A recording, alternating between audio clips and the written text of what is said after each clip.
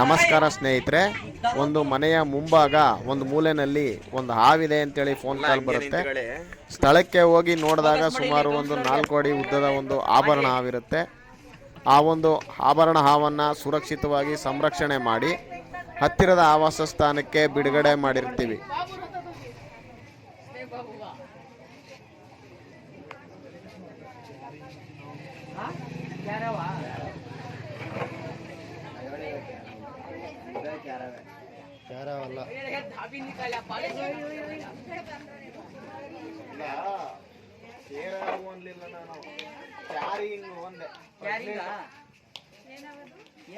ಆಭರಣ ಹಾವು ಅಂತ ಆಭರಣ ಹಾವು ಏನಂತಾರ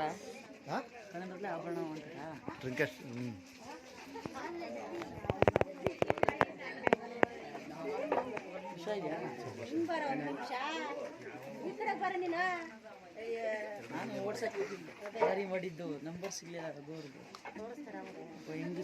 ಹೆಂಗಸ್ಗೆ ದಾರಿ ಮಾಡಿದ್ದು ನಾನು ಎಲ್ಲ ಫುಲ್ಲು ಕಂಪ್ಲೀಟ್ ಎಲ್ಲ ಇದು ಮಾಡಿ